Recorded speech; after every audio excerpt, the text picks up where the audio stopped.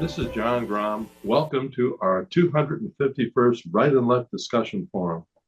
We hold our televised discussions twice monthly to demonstrate the value of civil, productive, open-minded political dialogue. Today's topic, we will ask our panel, what is America's legitimate role in the affairs of other nations, such as Venezuela, Iran, Greenland, etc.? Our panel begins with Susan Hanlon, retired Dean of the College of Business at the University of Akron and former member of the Wadsworth City Council, followed by Patty Haskins, retired math teacher at Wadsworth Senior High School and also a former member of the Wadsworth City Council. Then Mike Reese of Howard Hanna Real Estate and current member of the Wadsworth City Council, followed by Bryan Laubaugh, president of R&B Financial Services.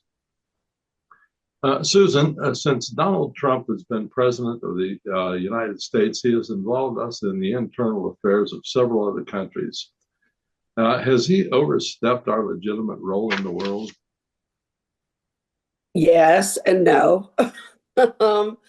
I, you know, I don't think that his basic reasons for doing some of the things he's done is wrong, but I think the way he goes about it, and I feel like a broken record, that's what I keep saying about Trump. But, like with Venezuela. So, long term, we might need their oil from Venezuela, but right now we don't. They have, the reason Venezuela is the way they are is they're one of many very corrupt countries. And, it was crazy what he did going in and kidnapping or, taking the president and his wife. I don't know if it's made any difference. And the whole thing with, attacking or, taking the oil tankers and all that. We haven't done like stuff like that for so long. It just feels very wrong, right? You sound like you're very uncomfortable with it all. I am, because it just like I said, the reasons, like, okay, Greenland, which by the we haven't heard a word about Greenland for a couple of weeks now. The notion that we need Greenland, we need to for national defense. I mean, you can't argue with that where they're physically located. The rare earth mineral stuff, they have so little of it, they don't want to mine it, and it would be very difficult to mine it. Yes, we need rare earth minerals. China has most of the rare earth minerals. I mean, unless we're going to go buy China, I guess we have to try to get it in bits and pieces from where we can, just like Ukraine has rare earth minerals. And you have to know that he's got in the back of his mind, whatever he does with Ukraine, he wants us to get access to those rare earth minerals. And, with Greenland, he blustered and blustered. He made everybody crazy. He ended up with nothing more than we already had. We already had the rights to build military bases there, and I just don't think the mining's ever going to happen. Then you have the Gaza Strip. It would be great if the Gaza Strip was a beautiful, safe tourist attraction, but people live there. And people don't, especially, and if it's going to be a tourist attraction, okay, maybe help them, but the whole board of peace, I mean, what is that? Is that supposed to replace the United Nations, which I don't think the United Nations is very valuable. They don't do anything but talk. So I am uncomfortable because I don't, the things he's done are so wild, but I do, when you go back to the basic reason, it's not so crazy. So I'm going to give other people a chance. I didn't. Yeah, Patty, I am really anxious to hear what you have to say about this. Well, basically, I do not feel that it is the United States' position or should be our position to become this world power by taking over the governments of other countries. I thought we were out of the colonization business many years ago. As far, I agree with everything Susan has said. I found though that in history that this hope for regime change or trying to force regime change in other countries has never been successful. Look at what we tried to do in Iraq. Let's go back to Cuba. We were involved in regime change there when Batista was in power, and we hope to get a better government in, and it sometimes just never does work. It just doesn't work out that way. And the idea now that we can randomly just choose and pick countries that we can take over and take their minerals and wealth that they have and take their oil and use it for ourselves because we're the United States just doesn't fly. When I look at Venezuela, I don't think there was anybody in the world that was crying for Maduro. He is not a good man and was not a good leader, but pulling him out of the country and arresting him did nothing for the Venezuelan people because his vice president, really, the lady, and I can't think of her name offhand, is really no better than him. We did not gain. I mean, he's saying that it's for the purpose of stopping drugs coming into the country, but there's really no proof of that as it stands right now.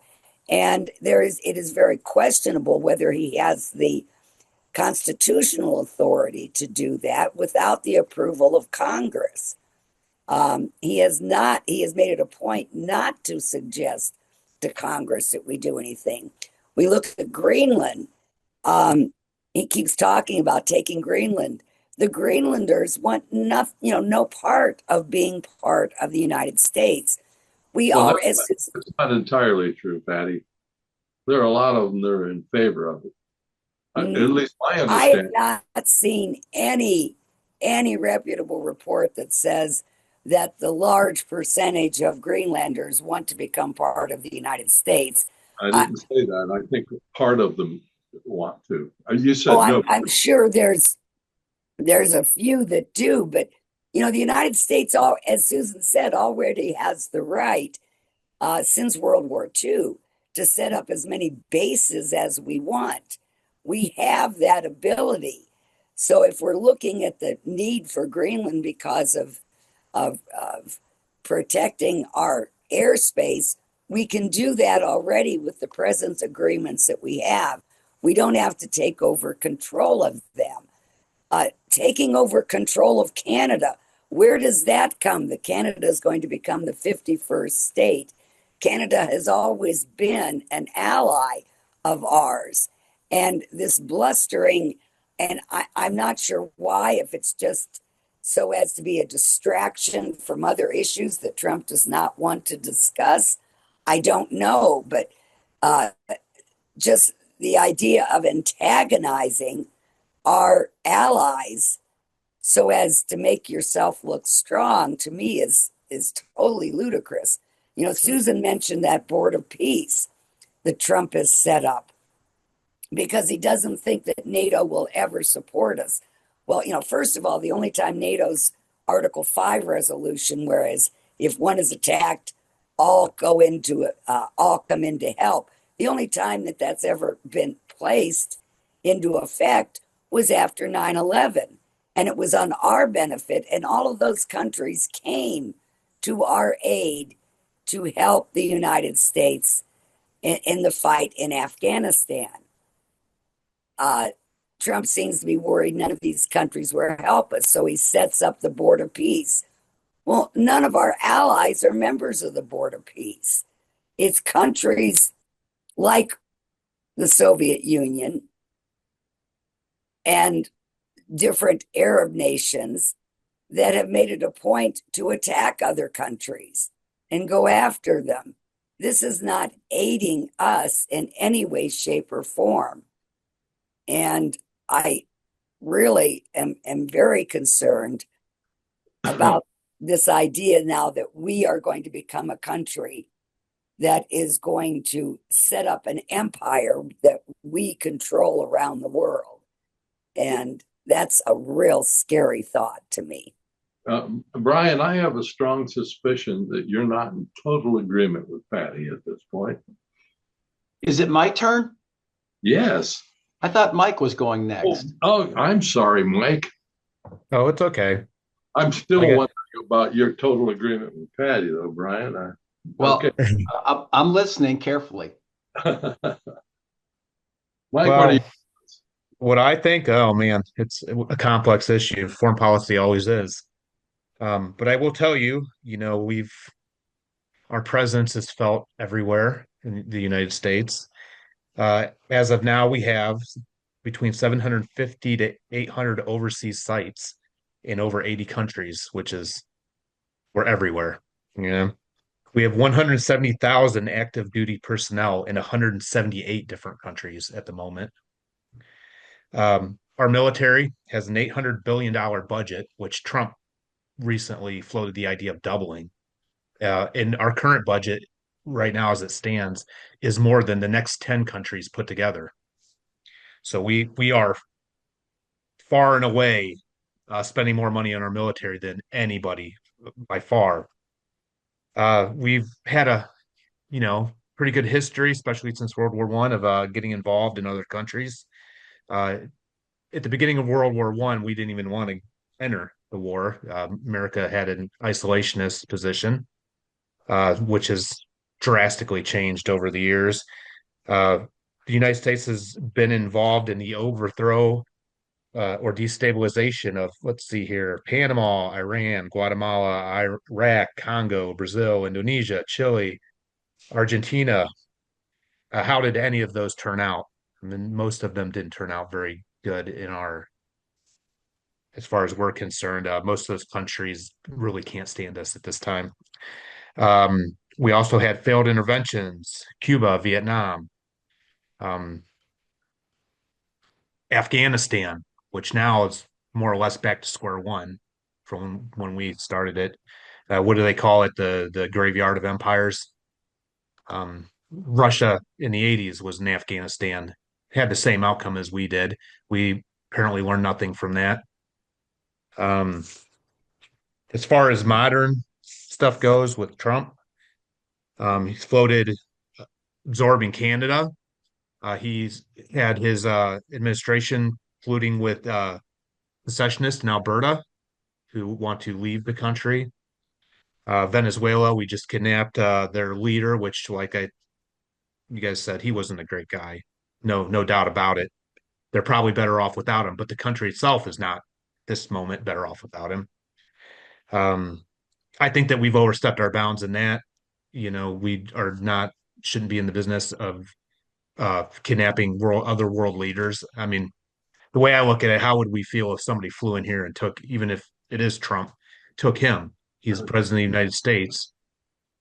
It still wouldn't. Would we be okay with that? Probably not. I think that the stuff with Greenland, Canada, talking about taking Greenland, which their position pretty clear that they don't want the government there, and Denmark has said no, it's not happening. We already have our right to build military bases there, so it's not about protection and strategy because we already have those options there. It's definitely about, in my opinion, I don't know if this is true, but in my opinion, it's about future shipping routes through the Arctic, because that would be a good position to have if you're protecting shipping lanes. I'm sorry. I'm sorry. What was that, Mike? Shipping lane. So there's a lot of people that believe that in the future, if maybe some of the Arctic ice melts, you're going to have a lot of valuable shipping lanes through the Arctic Circle, and I think that that's part of what plays into it.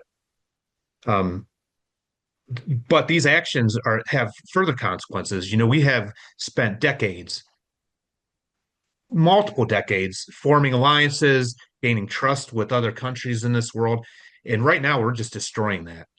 Who's going to trust the United States if you're basically a bully and be like, well, I want to do this, so I'm just going to do this without taking into effect all the connections that you have in the world, many of which are extremely unhappy. I mean, there weren't just anti-Trump protests in the United States.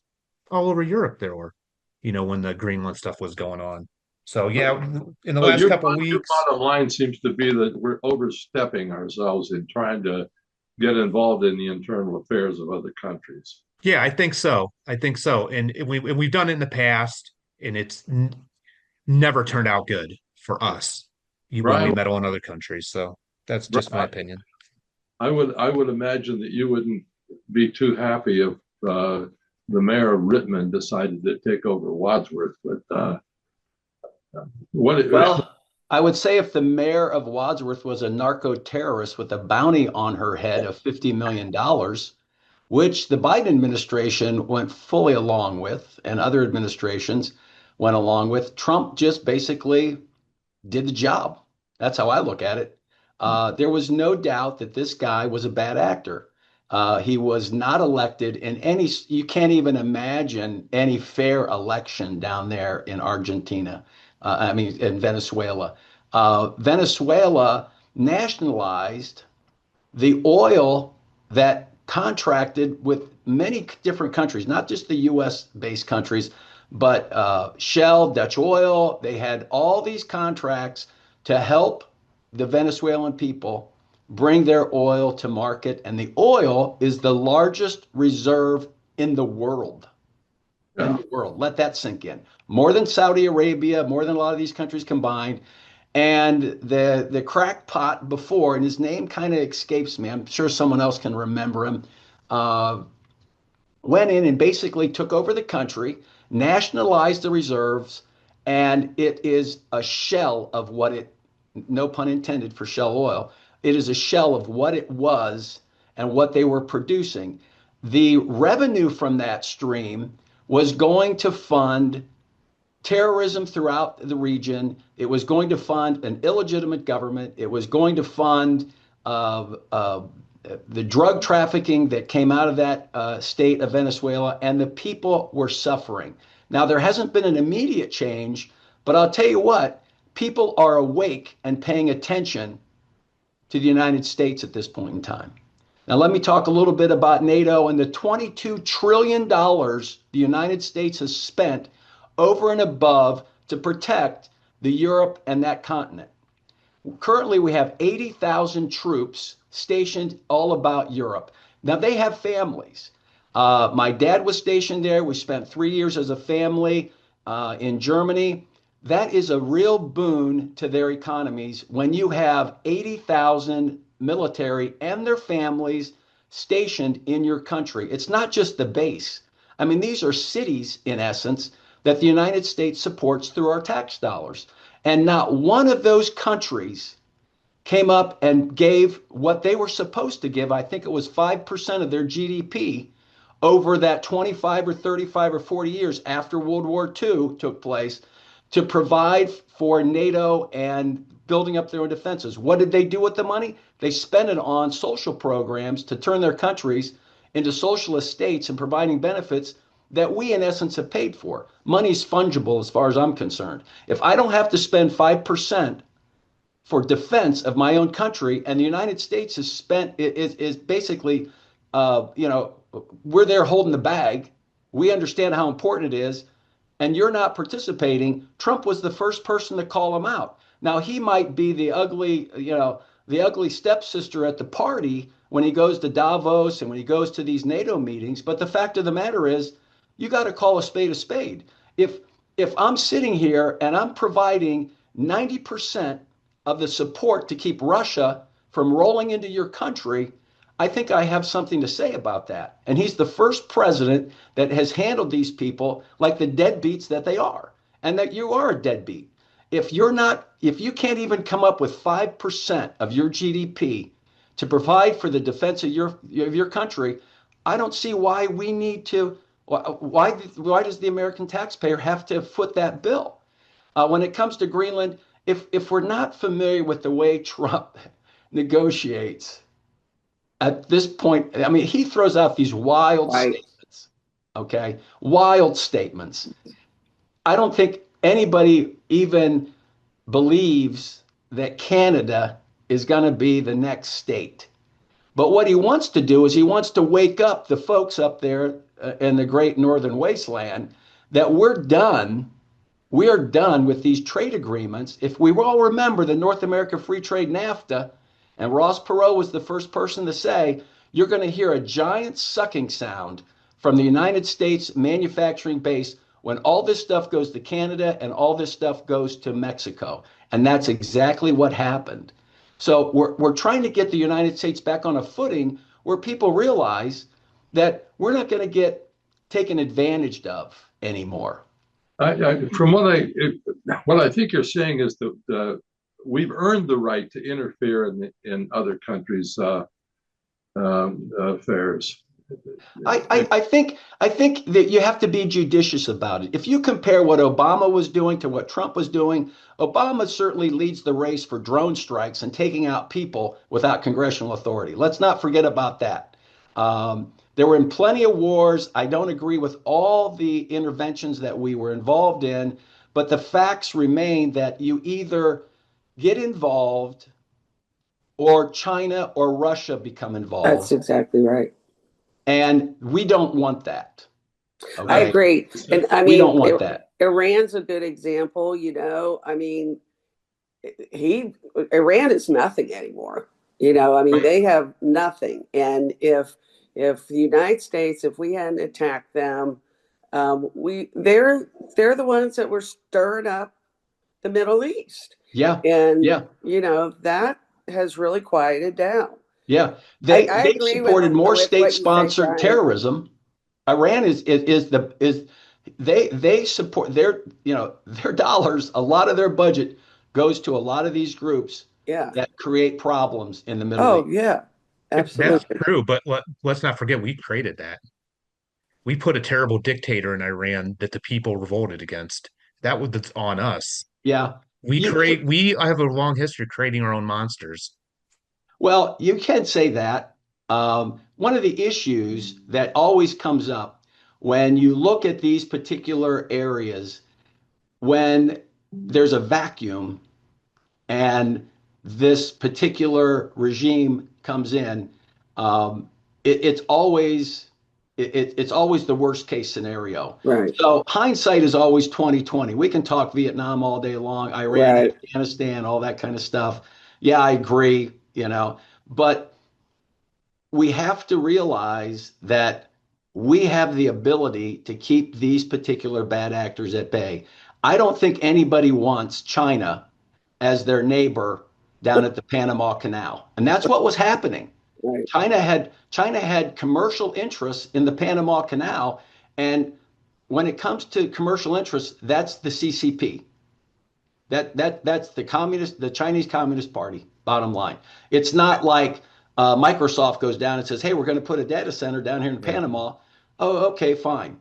But when you have, especially China and Russia is making some pretty aggressive moves that don't get reported, in the media, because there seems to be this feeling that there needs to be states that are against the United States to keep us in check.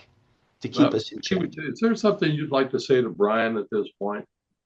The one thing I would question here when you talk about, and I agree, Russia is dangerous, but we take that stand in one sense when we're dealing in Panama, when we're talking about whatever, but we don't when it comes to Ukraine. Here we have, Ukraine has been invaded by Russia for the last few years, and Trump seems to cajole Russia, goes along with them, pussyfoots with it, says we shouldn't be supporting this. And so on one hand, we're saying, oh, Russia, get out of Panama, get out of here, get out of there, but go ahead and take whatever you want in Ukraine. And if they don't give it up, it's their fault. You can't do that. And also, I am so sorry of trying to excuse Trump, by saying, oh, yeah, he's unorthodox and he does this. But, that is the biggest bunch of crap I've ever heard. The man does not know how to deal with others. He does not know how to negotiate. He doesn't know how to govern. He doesn't know doesn't. how to govern, and he But he makes does us know look how to like a negotiate. fool on the world He does stage. know how to negotiate. He's not a He's a bully professional negotiator, politician. He's of not a course. bureaucrat. No. This He's is a not a businessman. business. The United States is not a business. Well, I would argue that it is. I would argue that it is too. We export freedom and democracy throughout the Or world. should I say it We are shouldn't all be? about business. And Yeah. if it is a business, I would want it to be run Yeah. by somebody that knows how to keep a business afloat rather than Oh, only, hey, you know. he's making lots of money right now. His family. Yeah, is. really. And They're making Yeah. some in major totally moral deals. ways. He, Yeah. We he can go down knows some what rabbit holes he's here, but doing. the thing is, I guess for me, I've reached the point that I'm tired of other countries taking advantage of our charity and our generosity. When I heard some of the numbers that protected NATO, when I heard that they had not been, and they acted surprised, like, well, we've been paying 1.5%. Just take that and be satisfied with it. If we rolled out of Europe, Russia rolls into Europe. Yeah. Russia right. rolls in. I Okay. don't think that Russia has the ability. I'm they're telling getting you, their asses handed to Russia, them by With all China's Russia, help, all they Russia will. has to do is to send a low-grade nuke, and everybody wakes up. Okay, everybody wakes Yeah, but up. Russia's not stupid. A nuke to Europe would be a nuke back. Yeah, that's not. European countries. That's mutually assured destruction. At Maybe that point. Russia's not stupid, but their leader Putin certainly is stupid because I don't think he's stupid at all. in Ukraine. And if it wasn't for the U.S., Russia would have all of Ukraine right now. All of Ukraine. We're providing perhaps all we've of it. supplied them All with a of lot it. of weapons. Well, But I read recently that they're actually at the point where they're willing to let them have some of the land that they want. I mean, they've been fighting. That's a small country. They've been fighting for several years Oh, now. and how many people? Russia's at the point where they're sending emptying prisons to send them because they're running out of people. Well, they're getting North it's no good Koreans. for anybody. They've got North Koreans in there now. We know that. They've got several battalions of North Koreans. China is sending over advisors to teach them how to run their drones, all that kind of stuff. What we have found out about Russia is they're not as technically advanced when it comes to They're not the military. power that the world thought. And right. Ukraine has showed that. But they're friends with China. Right. Yeah, and they're friends with China. China is pumping money into them left and right. Yeah. Left and right. China's always had, if you look at That's Chinese history, China's always had their sphere of influence that they consider. Well, that they consider the sphere of influence. Now think about and this. Russia's well within it. when you talk about, well, why is Trump basically taking these oil tankers? Guess where those oil tankers were going? China. Right. Oh, yeah. China. Venezuela. So you're saying is that's the only reason we went in Venezuela is for oil? There's been so much. I know it is. And I don't know why that's so offensive. I'm just saying that, when there are sanctions put in place for years, there have been sanctions against Venezuela. Nobody did anything about it. Right. And the first time Trump says, hey, guess what? We're not going to let your oil tankers change flags and deliver oil to some port that is that not a nation's right China. to deliver oil where they want? Is Well, that not our right? Is it not any sovereign nation's right? No, when the United Nations agrees that the sanctions are legal and are in place and nobody does anything about it, what's that make you look like? But they do appear to be acts of war. Well, it makes the United Nations involve the Congress, and Trump should not be making these decisions himself. That's one of my biggest concerns. I think that's a huge concern. I'm sorry, Kathy, what was that? Congress is lost a lot of their power that they are. That he supposed doesn't to go have, through Congress. Yeah. You could say the same thing about Mr. But they're Obama. spineless in Congress. Congress is spineless. Yeah, they're worthless. They have no time left. They're afraid of their own shadows. Obama and Biden droned more people. I don't agree with that either. Oh, look it up. Absolutely not. Yeah. I agree with what you're saying. I don't agree that they had the right to do it. They did. So, Yeah. so you And that know, goes back to Congress. They're yeah, spineless. They can put a stop to this if they really wanted to, but they don't. Right, yeah, right. yeah. They have And that Mike power. Johnson's not I going to do think it. we've overstayed our welcome, and Brian is going to take, or Aiden is going to take a copy of the show and send it to Donald Trump. There Oh, you yeah. go. There you go. Yeah, I'm Fine. okay with that. See you all in a couple of weeks. We'll see you. Okay, Yep. take care. Bye. Bye-bye.